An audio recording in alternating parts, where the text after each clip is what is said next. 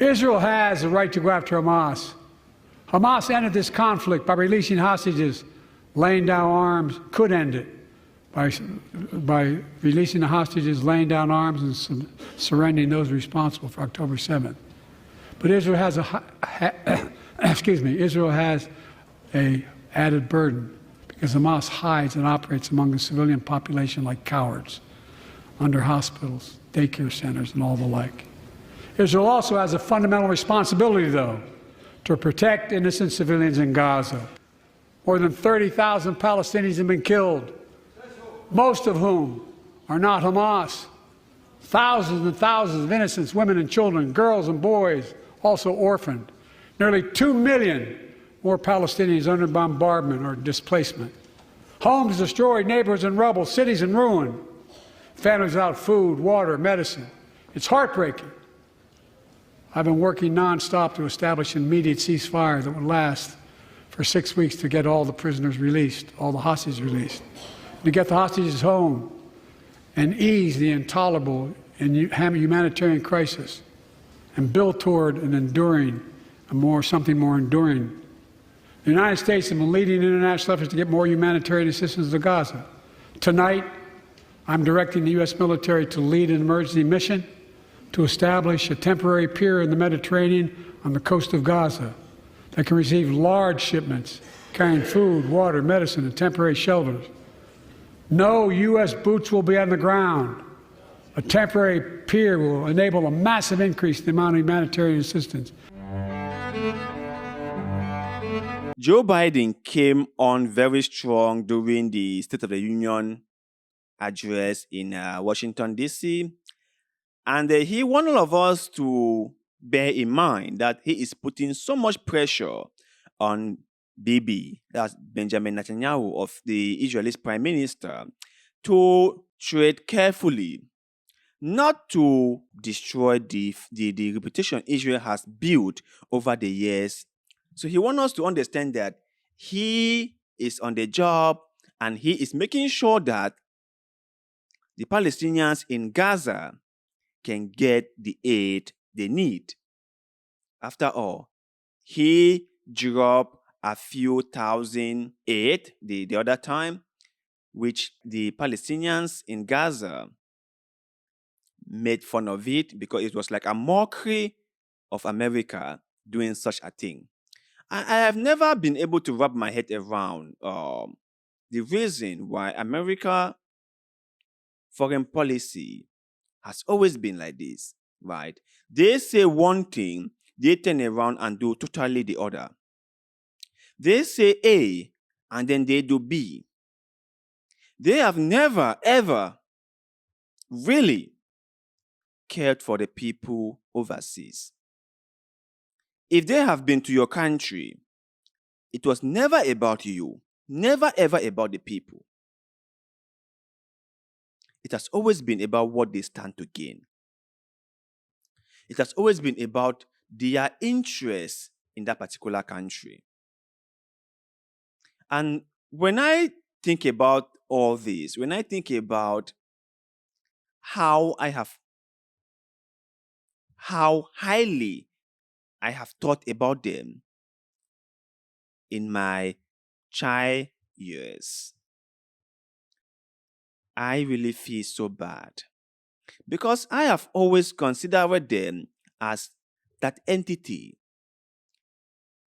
that was there to set the record straight, as that entity that was there to look out for the ordinary man, to look after the ordinary person, as that entity who won't let harm before the common man, as that entity who was there to make sure that the common people are not being taken advantage of. That was what I thought their whole policy in Africa or outside America was all about. But when I grew up and I started doing a lot of research about American foreign policy, and when I started doing this show, then I realized that it has never been about the people outside the borders of America. It has never been about them. America has only cared about what they stand to gain in any country they have gotten involved with. It has always been about them. It has always been about it. It's the same thing in Gaza. Biden has supported Israel from day one, and they have not taken a step back from it. They have given Israel all the support that Israel wanted, militarily or diplomatically. They have protected Israel at the United Nations. They have defended Israel at the UN Security Council.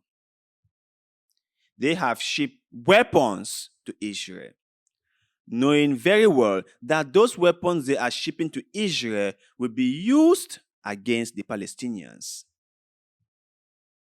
They knew very well.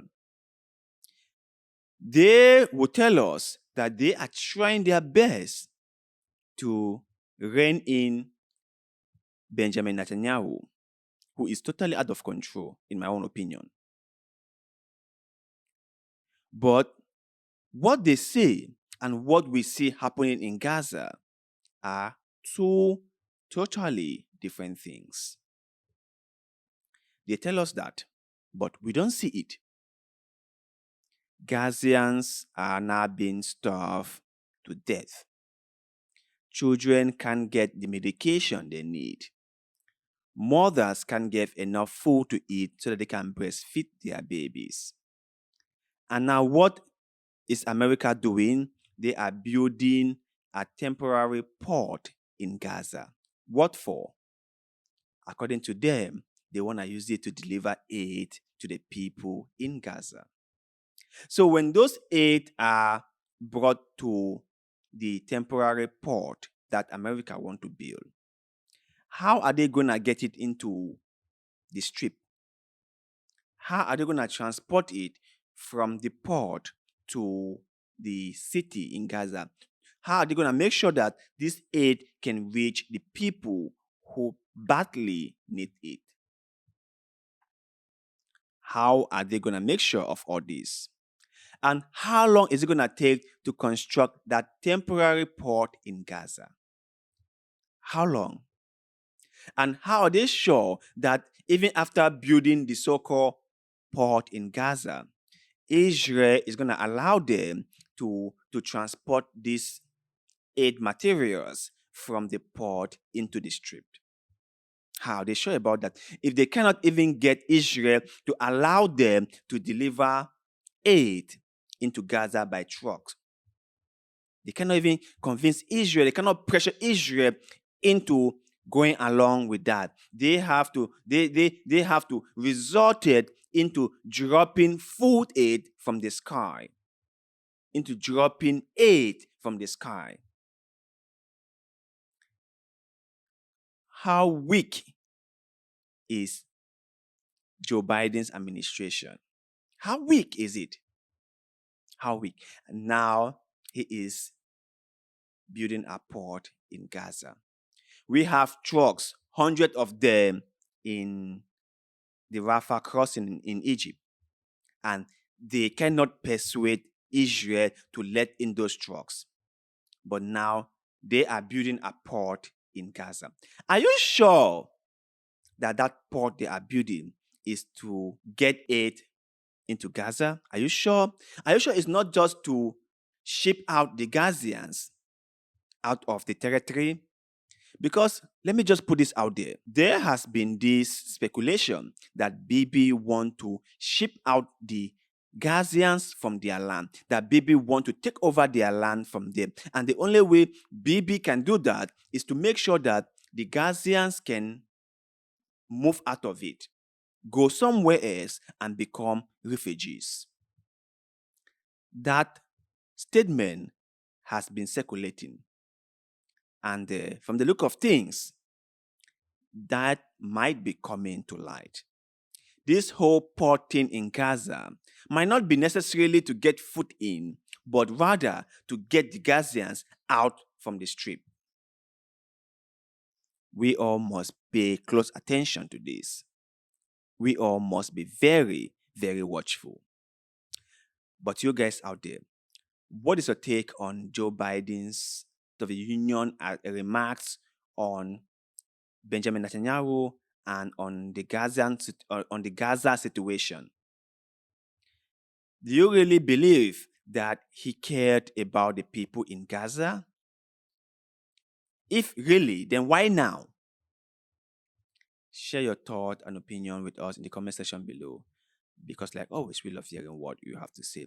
And also, don't forget to like this video, share this video, follow our Facebook page, and subscribe to this channel, because that helps us a lot and we shall forever be grateful to you. So thank you very much for doing just that. And like always, see you in the next one.